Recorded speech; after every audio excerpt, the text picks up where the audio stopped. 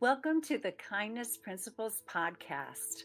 I believe kindness is a cultural strategy that empowers people to create meaningful lives, healthier relationships, stronger organizations, and a world where everyone can thrive. My name is Cindy Smarsh, and I'm really glad you're here. Hey, everybody, thanks for being here. So, I have a new book that has come across my lap called Why Workplace Wellbeing Matters: The Science Behind Employee Happiness and Organizational Performance by K.I.N.D.N.E.S.S and George Ward. And so far, what I found in this book is very much what I have found in my research in the last year and a half about workplace well-being being strongly related to the relationships people have at work and feeling like they matter. And so I want to share some of the research that is shared in this book to really put a pin in a lot of things we talk about here in the Kindness Principles podcast and about people first cultures and the importance of real connection and so forth. So they did a study, or they share a study called The Quality of Workplace Relationships Across the World, and studied or surveyed over 25,000 employees across 37 countries. The employees had a wide age range between age 21 and 64, 37 countries around the world, and asked them about the quality of their relationships with their management or bosses and the quality of their relationships with their workmates and colleagues. And I want to share with you where the United States lands in this survey. So in 37 countries, we ranked 17th in terms of workplace relationships between employees and managers. And we ranked 25th in terms of, or I think I said that wrong. No, I did not. 25th in terms of relationships with our colleagues. So we are in the middle or lower in terms of relationships at the workplace. And yet in 2026, in Gallup's poll, they said that 3 of the factors around employee loyalty or engagement is feeling their work is recognized, feeling they have really good connections at work, and that someone in leadership truly cares about them. So, in other words, something that people value in the American workforce is feeling connections with their colleagues and feeling like they matter to their leaders. And this survey reflects that we're not doing that it's just not happening. So what is the deal here? Why is this so important to people? Why isn't, a good paycheck and advancement opportunities and things like that, why isn't that what's really, really the glue for somebody at a workplace? Well, I mean, those things are important, right? And there's research in this book that reflects that as well. Of course, we need to make a living, and the more money we can make, the better, right? And chances for career advancement is always exciting for people as well. We all understand that. But where we're getting fed, what's really going to feed us as human beings is being connected to other people, real connection with other people, being seen, being heard, being known, right? Being known for who we are, not just for what we do. Like we're a person with, feelings and ideas and wants and needs and hopes and dreams.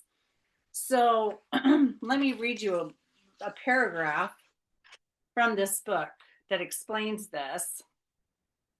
Among the various aspects of workplace relationships that are strongly associated with well being, a sense of belonging typically comes very near or at the top of the list, regardless of what data set we look at. What do we mean by a sense of belonging?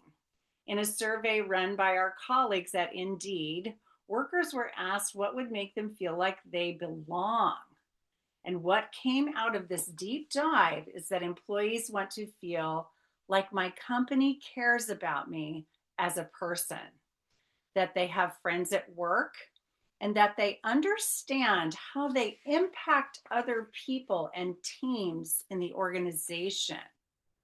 Also indicative of belonging were conversations with coworkers about things not related to work and invitations to informal social events outside of working hours.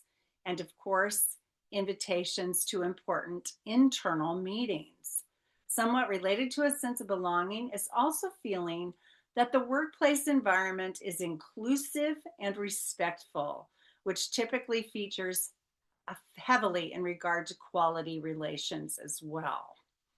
And so, we spend so much time at work. I think that's part of it, is that so much of our lives revolve around work that we need our humanity to be a part of that experience, right? Not just tasks, not just doing, not just responsibilities, not just getting it done, not just producing, but feeling like we have a sense of togetherness and that we're making an impact together and that what we're doing every day, all day long, actually matters, is making a difference somewhere, and someone's noticing it. Someone's appreciating us.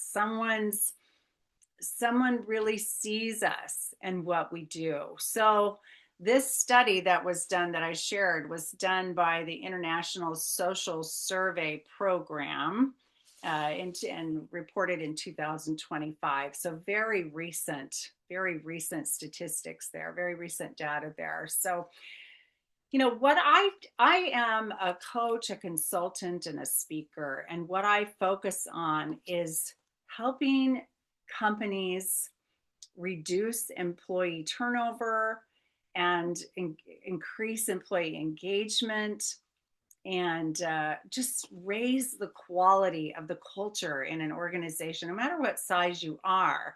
And one of the things I use is the kindness code framework I created that's based on research. And this research I've shared with you today absolutely aligns with all the other research that I have found when I developed this framework. And so one of the aspects of the work that I do with people and teams and so forth and leaders is the concept of significance. Significance is creating a culture at your workplace where everyone feels significant and that they are making a difference, that what they do really, really matters. And there's lots and lots of ways that you can do this, but I just want you to think about that word, significance. Because when you can bring significance into your workplaces, this is very kind. It's kind to your employees, to your team. It's kind to your customers. It's kind in the environment. It's kind to everyone. Because when someone feels like they are making a difference, I mean, we're wired for service. Biologically, human beings are wired to be kind and helpful to others. That's our DNA, our built-in DNA. And so when we're doing that, when we're truly connecting with other people and we know we're serving them, we feel good. The chemicals in our body, the feel-good chemicals, are sparked and raised, and we literally feel good. And then the neuroscience of kindness tells us that it's actually contagious.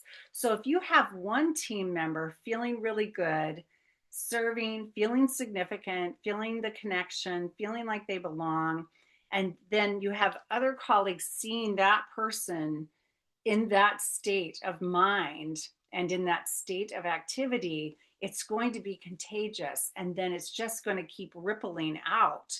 And the whole team, the whole organization will begin to feel it and live it out as a concept. But it starts with the leadership, right? It starts with those of you who are in charge, who are running teams or running organizations. And so you're really the tone setters for the quality of the relationships in the organization.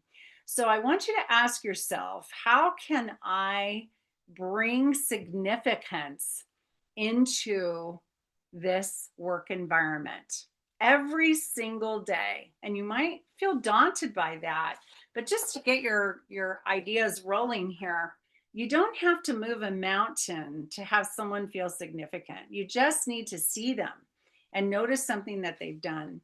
So if someone has brought up a really good idea in the latest staff meeting, you might pull them aside, or next time you meet them in the hallway, say, hey, I really appreciated the idea you brought to us on, at Tuesday's staff meeting. Thank you for that. I'm really chewing on some of what you said there.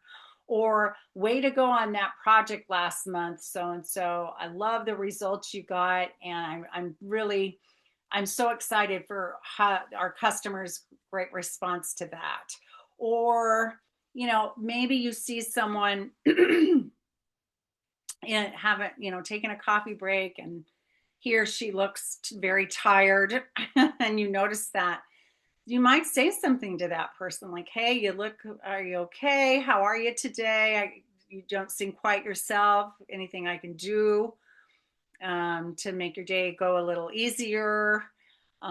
Things like that, where you're really noticing. Or if you hear some news of someone's family, something about their family, whether it's celebratory or very difficult, you might stop and say something to that person. So that's one way.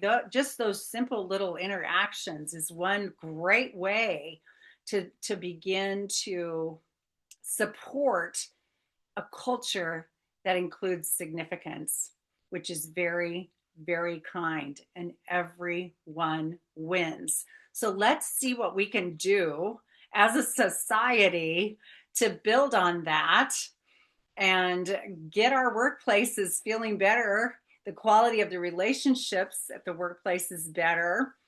So we have greater employee engagement, and we have less turnover, because this is kind for everyone, kind for everyone. So, and if the bottom dollar is your greatest concern, I'm telling you, if you have teams full of people who feel like they belong, that they're a true part of the organization, and that they're making a difference, the bottom line is going to improve as well. So thank you for listening, and I'll talk to you again soon. Bye-bye. Thank you so much for being here. Please like and subscribe to our show, and share this episode with anyone who can benefit. If you'd like to learn more about how the kindness principles can change your life, please DM me on LinkedIn. And thanks again for listening.